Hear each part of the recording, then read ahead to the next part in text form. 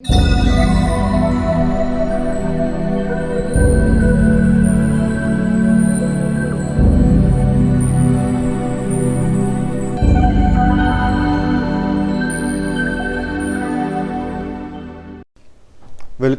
in this seminar about UPSC Civil Services Examination. First, I should like to give certain questions that we are going to discuss here. So, first topic, that is, what is UPSC? We are going to get answers of all these questions. So, what is UPSC? What is civil services? Then, why civil services? Who is eligible for that? What is educational criteria for UPSC Civil Services Examination? What is age limit? What is selection procedure? What is the nature of exam? How to study? What is exam strategy you should carry out? Key factors of the success. Again, question is there, why UPSC? Then, how we are going to help in this preparation? So, all these questions are there. You can just check out these all questions, and we are getting answers here in this seminar of these all. So, first question that I am going to discuss here, what is UPSC? It is simply Union Public Service Commission. This commission is conducting out various examinations, like civil services examination is one of the part of UPSC, because many students are saying this way that I am preparing for UPSC. So keep in mind, this is Union Public Service Commission. Something like we can say board is there and they are conducting out various examinations. Say for example, civil services, defense services, CDS, that is Combined Defense Services Examination. Again, NDA, that NDA first part is that is National Defense Academy. So first part of NDA, that is written examination, that is conducted by UPSC only.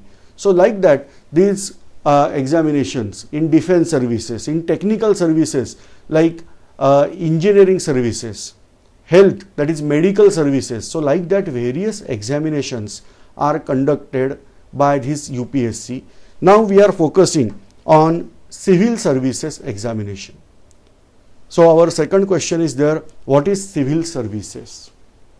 Civil services includes various categories. The most prominent exam, or many people are interested in this exam, that is considered as IAS, that is Indian Administrative Services. Now this way, IAS exam, many people are having this type of approach that we want to prepare for IAS and not for UPSC. This is not the question. Now IAS, then IPS, IFS, like that, various examinations are, various fields are there. They are considered as civil services part only. So whether you are preparing for IFS, you are preparing for IAS, IPS, all that, they are having only one heading, that civil services examination. And all these examinations are conducted by civil services. So suppose you are having dream to become IPS officer, then also you have to appear for civil services examination. You have dream to become IAS officer, then also you have to appear for the same examination, that is called as civil services examinations. So here we are focusing on this civil services examination. Now, why civil services? Say, as I have discussed, that various parts are there. We can go for civil services, we can go for engineering services, defense services. Again, if you want to join government, then why I am focusing on civil services here? Now this is everybody's choice, but exact role of these civil servants you should understand. So when we are talking of these civil services, then that is the main governing body or administrative body rather of India, particularly in present day, whatever the system is there, that is created by British rule. When Britishers got power in India, or they gain power, rather I should use word gain power in India, they introduced this civil services pattern of selection in India. In those days, this was called as ICS examination. Initially, that was not open to Indians, but in latter phase, they allowed even Indians to enter in this examination. But this is very, very critical in those days for Indians, because Indian students were starting out their education at age of 8, whereas in Europe it was in much earlier age. Again, age restriction was there, that was too less, and this examination was conducted only in England. So in order to appear for this exam, student must visit England physically, then only student can appear for this exam. Later on, by continuous demand of Congress, that is Indian National Congress in those days, in 1922, this examination was conducted in India, that is at Allahabad. The first exam was conducted, and this way Indian role in administration increased out. Today, this system is there which govern literally a nation. Ministers, then whatever the council, all these people, they are strategy maker. But in order to implement that strategy, the administrative system is required, that is all by civil servants. And that's why you can easily get idea that the person is uneducated or very less educated, but because of popularity, he got power in hand and ultimately become minister in some XYZ government. Immediately, he functions properly without experience. Why? Because the experienced body is behind him. This is administrative system. This is really a good job that we have to get administrative job.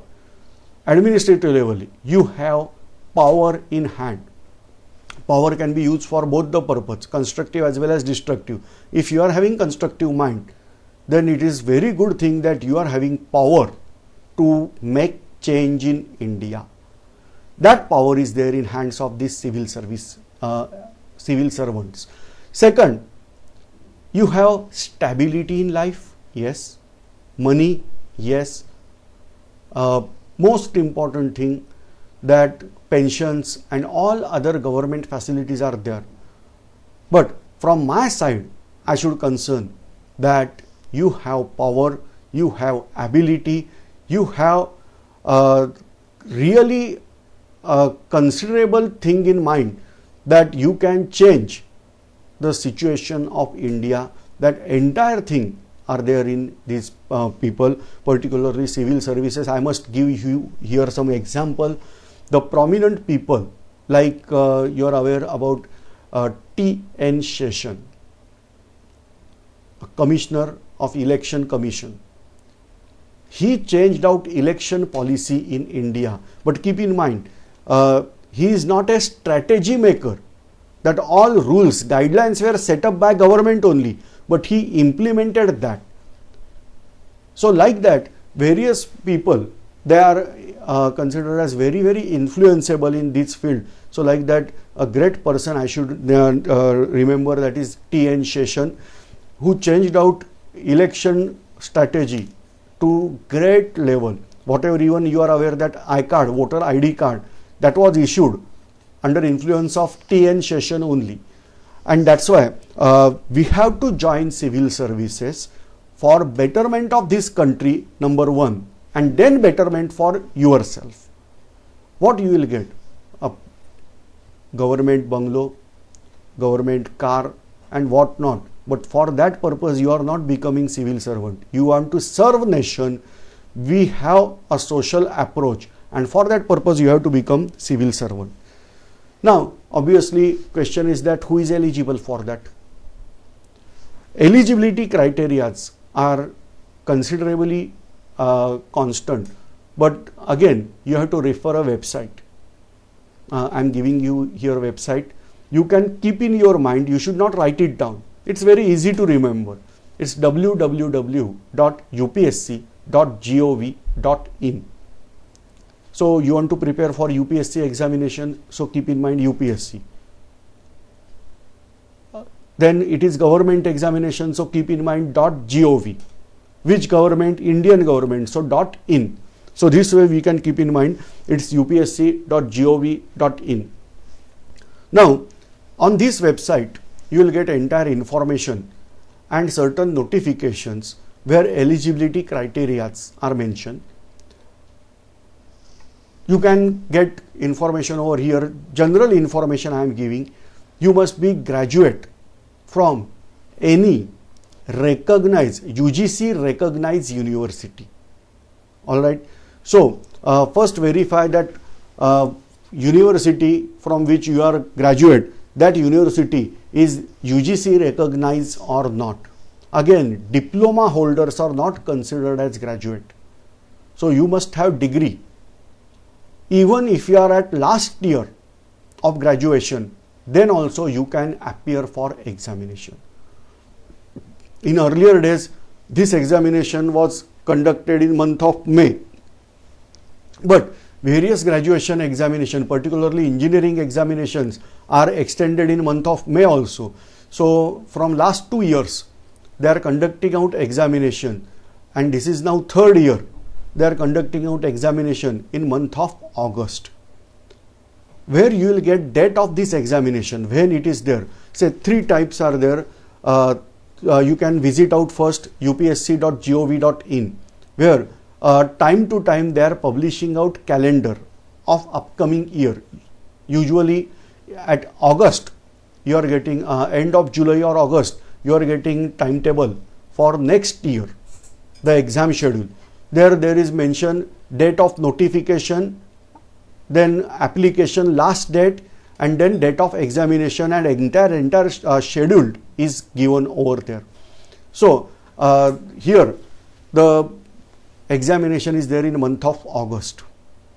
So if you are there at last year of graduation, then also you can have safe time that after finishing out your graduation examination, still 2 to 3 months are there where you can prepare and appear for examination.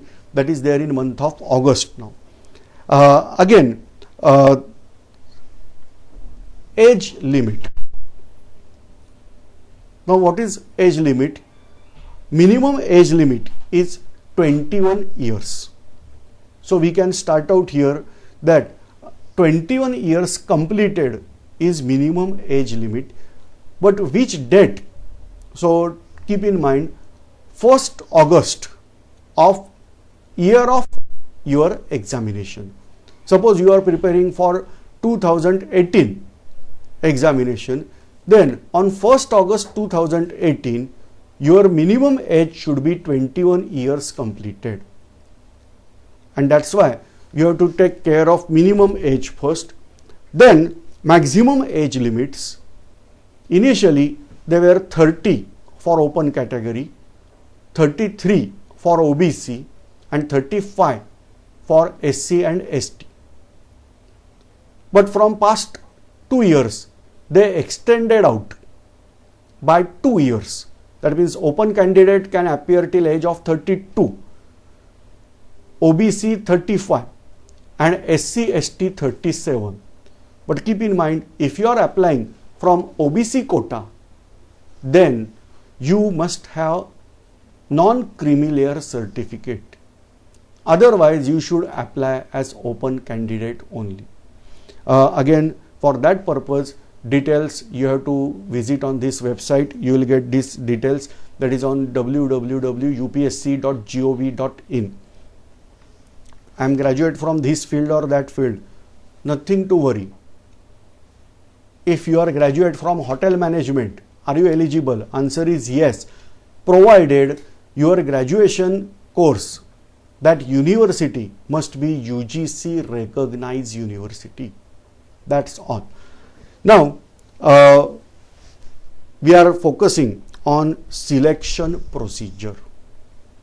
Say, why civil services I have explained.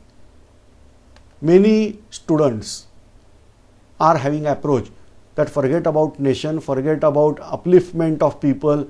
I want to uplift myself only and therefore I want to appear for this exam. Yes, many students are having this type of approach. But for that purpose there is tremendous competition, particularly in these days as India's population is increasing out and job opportunities are not there as per the expectation. Many students are having dream of becoming government servant, particularly civil servant. Few ambitious students are there. They want to change out the situation of nation and therefore, or they want to serve the nation, therefore they want to enter here. So, criteria is really important. Now here, the selection procedure is like that. Per year, approximately 1000 vacancies are there on an average. So, all over nation you can consider only 1000 vacancies are there. Maybe possible this number is less than 1000, maybe possible sometime greater than 1000. These vacancies are declared at time of that notification. When you have to fill the form, at that time we are realizing what is the actual vacancy number at that time. So check out, but I am going you generally that 1000 vacancies are there. So all 1000 are not IAS. Civil services vacancies 1000. May be possible out of that 100 IAS, 100 IPS, 60 IFS and other some 30-35 categories are there, they are also there. So like that total number of vacancies is around 1000. Then they want that 3 times more candidates should be there for interview. So if 1000 is number of vacancy, then they are calling 3000 students for interview. How to call for interview? For that purpose, there is exam, that is mains examination, written. From that, suppose 10,000, 1000 is number of vacancy, 3000 students are called for interview. Then for mains, there is number approximate goes from 10,000 to 14,000. So these many students are selected for main examination. Keep in mind this is all over India. And for mains they are selecting from prelim examination, and from prelim examinations they are selecting out this 10 to 14,000 students. For prelim examination applicant number is very high in terms of lakhs, that change out every year, that is not in our hand. But around 10 lakh plus students are applying for this examination. So I am going in the reverse way now. Let us check out first. Total number of applicant is around 10 lakh plus. From that 10 lakh plus candidate, you have to face for prelim examination. First, prelim examination is only objective style nature. From that prelim, they are going to select approximate 10,000 to 14,000 students. They are considering a mark list, that is called as cutoff. They are setting cutoff in this way that in range of 10 to 14,000 students are selected for mains. Mains examination is written. So you have to write down answers in given space. That style. And from that they are selecting out 3000 students. These 3000 students are called for interview, and on basis of mains plus interview marks total, we are getting selection. So this is total selection procedure. Now we are focusing on nature of examination. Just we discuss a brief, but I want to give you here detail nature of examination. Nature of examination, I should start out from prelim examination. So first exam we are going to prepare here, that is for prelim examination. Prelim examination is divided into two parts, that is paper 1 and paper 2. Now keep in mind till 2010 pattern was different. It was something like that. 150 questions were there in paper 1, 1 mark for each question, and 2 hours were allotted for that. Paper 2 was important, where 300 marks were there, and that was optional paper. So you can select your own topic, own subject for that purpose. Examination was objective only. But these two papers, that is paper 1 of 150 mark and paper 2 of 300 marks. In 2011 onwards, they changed the strategy. This was carried out to make candidate, those who are selected, they should be more compatible. They should have administrative and management lookout. And for that purpose, they introduced paper 2, that is common for all. So before 2010, paper 2 was not common. Suppose I want to select paper 2 as chemistry, then I should select chemistry as my optional paper here. Whereas somebody want to take history, so he can take history. So like that, optionals were there, and from different field optionals they were going to select out. But now it is very common thing that those who are appearing for prelim, they have same to same syllabus, same paper for everybody. Paper 1, that is called as general study paper, and paper 2, that is actually aptitude test. I am focusing on now paper 1 first. Paper 1 is of 200 questions, 200 marks and 100 questions, and you have to solve them in just 120 minutes. That means 2 hours. So you have to solve total 100 questions in 120 minutes, whereas marks are 200. Each question will carry 2 marks. Now, what subjects are there? They are general study. So I am not having any specific thing that I should study out. Every subject at general level. But this general word is really difficult for me. I am not able to guess out what exactly I have to study. That is the biggest problem here. Now here, let us check out. The subject list is consisting of physics, chemistry, biology. So these 3 subjects, that is directly from science side. Then it is environmental science, which is having no doubt background of science. But apart from that, certain knowledge of geography is also essential. So this is 4th subject, that is geography, environmental science. So I am listing out again physics, chemistry, biology and environmental science from science background. From arts background, it's economics. It is political science, that is called as Indian polity here. Then history. Now history is divided into 2 parts rather, that is from prehistoric period to historic period, somewhere when Britishers started out rule over India. That part is called as history. Whereas second part, that is particularly after 1885, that is called as national freedom struggle. Particularly from 1857 onwards, that national freedom struggle part is also there. Both paper belong to actually history only. So this is historical part. Then geography. Certain parts of sociology, they are included in geography. Particularly when we are studying out population part, they are included over there.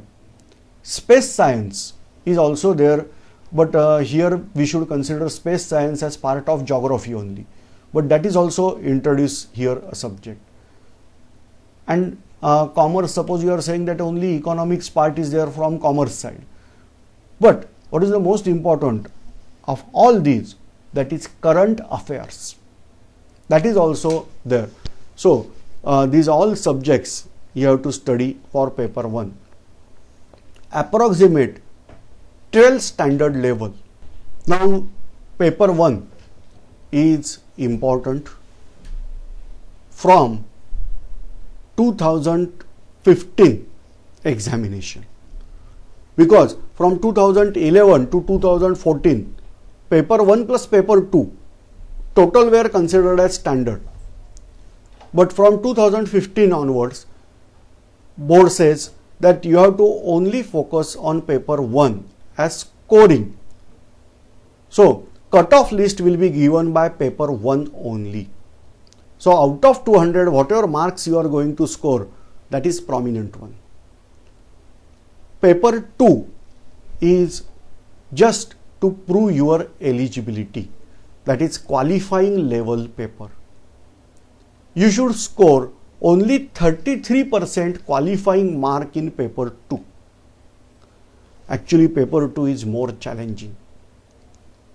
One can score even 180 plus marks in paper 2. But now they said that it is only at qualifying level. You can either score 66 mark, there also you are in, and if you score 200 out of 200 there also, then also you are in. So this way paper 2 is lost out its importance from 2015 onwards, and that's why we have to change out our strategy.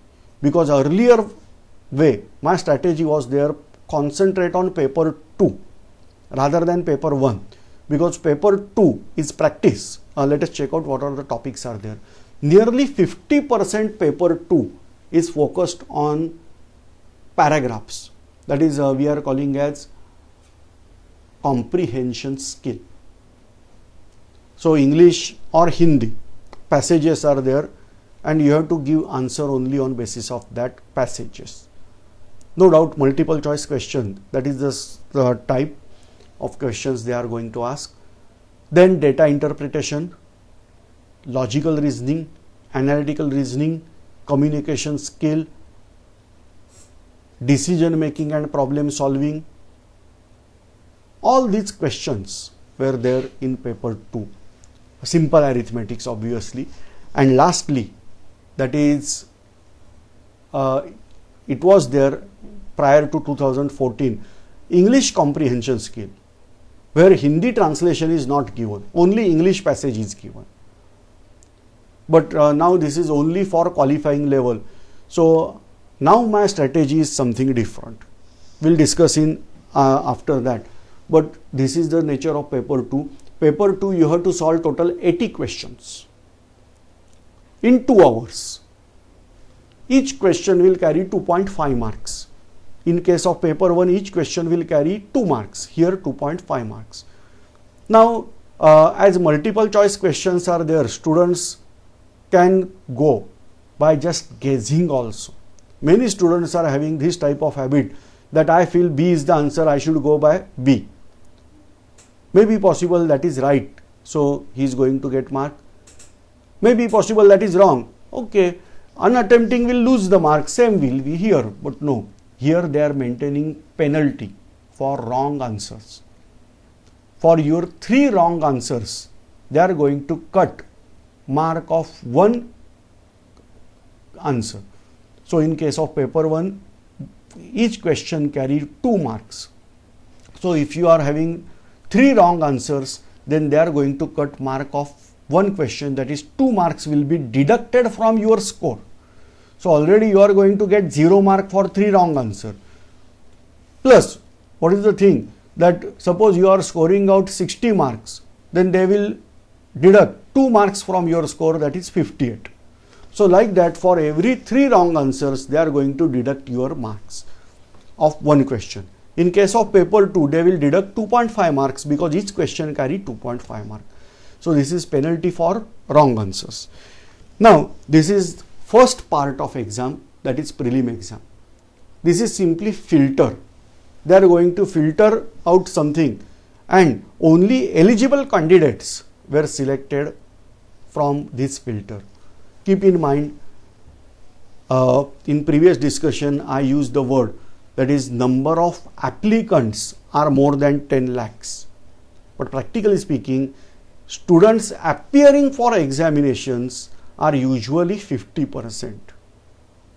Say if you are only applying, then it is not considered as your attempt. If you are entering in exam hall and signing out attendance, then this is considered as an attempt. Attempts are really important because it is not necessary that everybody will clear out only in first attempt. There are examples that on multiple attempts students are selected out. So what is that number of attempts available?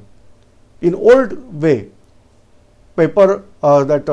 students of open category were having 4 attempts, OBC 7 attempts, and SC/ST unlimited attempts till their age. Whereas modern syllabus, modern way says that open category number of attempt increased by 2. So they have now 6 attempts. OBC 2 attempts are increased. So instead of 7 they have now 9 attempts. And SC/ST as usual we discussed that they are having unlimited attempt. But their age relaxation is there. So earlier where they were having 35 age, now they are having 37 age for this. So this way 2 attempts are increased in their quota also. So this attempt is counted only when you are going and signing out attendance. If you are appearing for paper 1 but not appearing for paper 2, then also it is considered as attempt. You have to appear this paper on the same day. Morning session paper 1, then there is gap and then paper 2. So this way you have to attempt this examination in a single day. Now next question, next part, that is mains examination. Around 10 to 14,000 students are selected for mains. For mains 2 languages are mandatory. Obviously we have to write down answers here, no objective questions are there. First language obviously English. When we got freedom, answer is 15th August and 1947. The second question, are we really free from Britishers? What is the meaning of freedom? The language in which I am communicating with you, no doubt that is called as Indian English, but still it is English.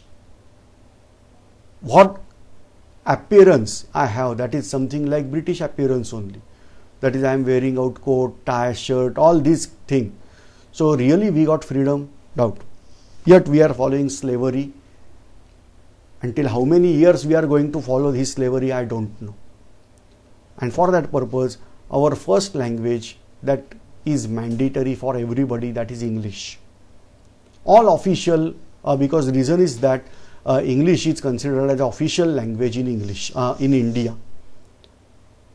So you should have knowledge of English. So first paper is there for English. Second paper, that is, now we got Indian concept, that is any Indian language that is given in list that you can select. So you have to appear for these 2 papers first.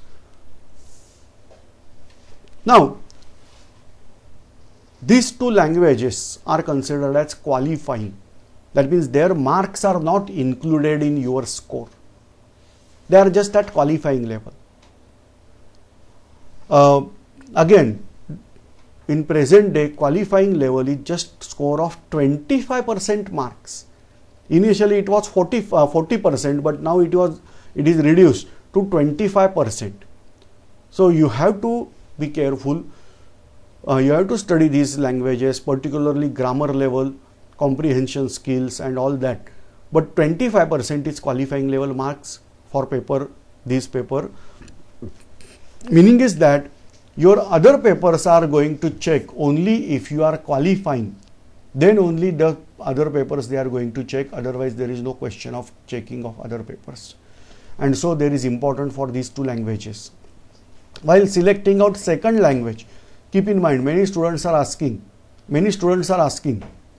that first language I should select English, and second language, because it is in Indian regional language, you can select out English or not.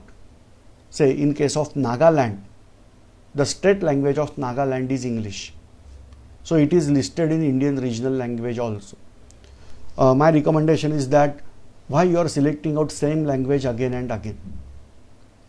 You have to show that you are having potential to learn other language also. Usually I should recommend that take second language as your mother tongue. That will get comparatively less time to prepare for that language.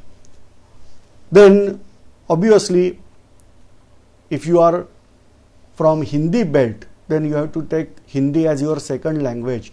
The reason is that Hindi is also official language in India, and so you can check out both the way that you are selecting out not same language again. Now that is not that important, but we will skip further. Another paper is there, that is essay writing. Now this paper onwards your marks are counted. So 250 marks essay writing. Usually they are giving 4 different topics, and out of that only one topic you have to select and write down essay. Essay is mirror of your personality, your clarity of thought, advanced level of thinking. Do you have innovative ideas? What level of knowledge you have? How you are coordinating out that? All these things are tested along with your command of language, command over language. All these things are tested in essay writing. So essay writing is important here, that is carrying 250 marks. Then onwards 4 papers are there, they are called as general study paper. Each paper is of 250 marks. So 4 papers are there. They are inclusive of all these general study paper, that is history, geography, technology, science technology, economics, all that, along with one important part that is called as ethics. So they are there. So 250 marks essay, 250 mark each paper. So 4 papers are there of 250 marks, and then 500 marks, that means 2 papers of 250 marks each, that is optional paper. So optional paper is important here. In old syllabus 2 optional subjects were there, whereas in modern syllabus they did reduce 1 paper. So you have to prepare for only 1 optional subject. Keep in mind, at that level you must have knowledge of honors level, that is graduation plus 1 level knowledge should be there of that subject, what you are taking out that subject. What is my recommendation? In list check out the graduation level that your subject is listed there, and take that subject only, because you require higher skill. Many students are having concept that geography is very easy, I should go for geography. History is very easy for me, I can go for history. Suppose you are not graduate from geography or not graduate from history, then whatever history or geography you are studying for preliminary examination, that is of considerably simple level. Graduation level is difficult, and so my request is that you should not change out the subject unless it is not there in list. So you can take your graduation level subject, or which is very easy for you, that subject, but that is now for 500 marks. So 2 papers of 250 marks each. So just check out total number of mark. Essay writing 250, then 4 GS paper, that is 1000 mark, so 1000 and 250, and then 500 marks, so 1750 marks are there for examination. From that they are selecting out approximately 3000 candidates. So this ratio is called as 1:3 ratio. Suppose 1 vacancy is there, then 3 candidates for 1 post. So this ratio they are going to maintain, and on basis of that they are going to select out candidate from mains examination. Now I am again and again speaking interview, but this is not a really interview. This is called as personality test. Your knowledge is already tested. So what they are going to check, that is your personality. This is called as panel interview. Panel of 5 to 8 people are there to judge you. and this way you have to face for personality test. 225 marks are there for personality test. Many students are saying that okay, I was having success till mains, but interview I failed. No, nobody is going to say that I am failed in interview. Reason is that this interview carries or personality test carries 225 marks. So whatever marks you are scoring from mains examination plus from interview, they are combining together, and these marks are considered as selecting criteria.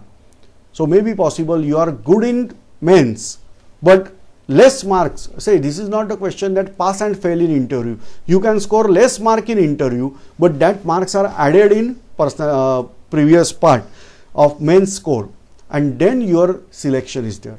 Depending upon score and your justification by panel, you are allotted a post. So this is the selection procedure and nature of exam. All right, so we are having end of our first session here. You can take a while break and then observe part 2 of this lecture.